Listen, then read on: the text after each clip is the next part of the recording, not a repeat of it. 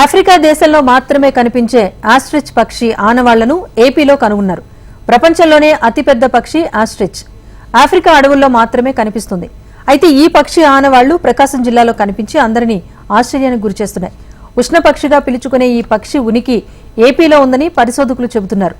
ఎన్నో వేల సంవత్సరాల క్రితం జీవించిన ఆస్ట్రిచ్ బర్డ్ ఆనవాళ్లను పురావస్తు శాఖ పరిశోధకులు గుర్తించారు.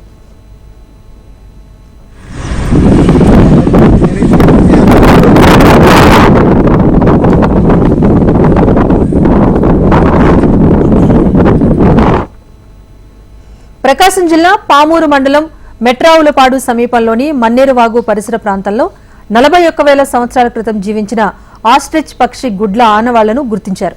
మన్నేరువాగు పరిసర ప్రాంతాలను పురావస్తు శాఖ పరిశోధకుల బృందం సందర్శించి సర్వే నిర్వహించింది. మన్నేరువాగు పరిసరాల్లో ప్రాచీన మానవుడు వినియోగించిన ఆయుధాలు, జంతు అవశేషాలు గుర్తించారు. మొసలి, ఇతర జంతువుల అవశేషాలను కూడా గుర్తించారు.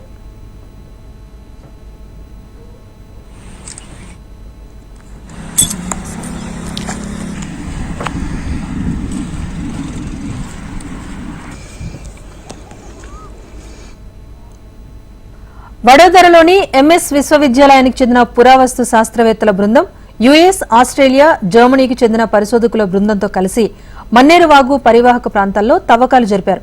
ఈ తవ్వకాల్లో ఆస్ట్రిచ్ పక్షుల గూళ్లను గుర్తించారు. వాటికి ఒక పక్షి గూడులో 11 గుడ్లు ఉన్నట్టుగా కూడా గుర్తించారు. ఈ గూళ్లలో ఉన్న గుడ్ల పెంకులను సేకరించి ప్రతిష్టాత్మకమైన అంతర్జాతీయ, జాతీయ ల్యాబ్లకు పంపించి పరీక్షలు నిర్వహించారు.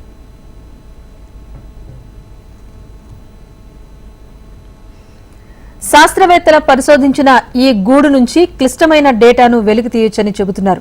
శాస్త్రవేత్తల పరిశోధనలో భారత ఉపఖండంలో మెగాఫౌనల్ జాతికి అంతరించిపోవటానికి కారణాలు వెలుగు చూడనున్నాయి.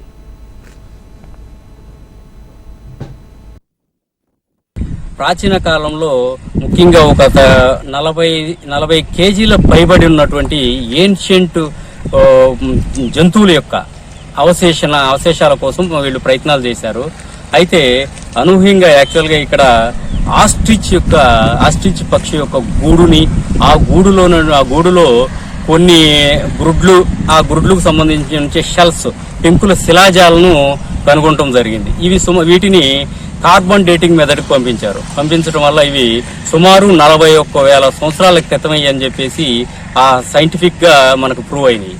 వీటితో పాటు క్రొకడైల్, మొసలి యొక్క అస్థిపంజరము, ఇంకా కొన్ని జంతువుల యొక్క గుర్రము, ఇట్లాంటి కొన్ని జంతువుల యొక్క అవశేషాలు బయటపడ్డాయి. వీటన్నింటినీ కూడా ఇప్పుడు Oxford university, German university plus మన ఇండియాలో ఉన్నటువంటి 4 యూనివర్సిటీలకి, అన్ని యూనివర్సిటీలకి వీటి యొక్క శిలాజాల అవశేషాలని పంపించడం జరిగింది.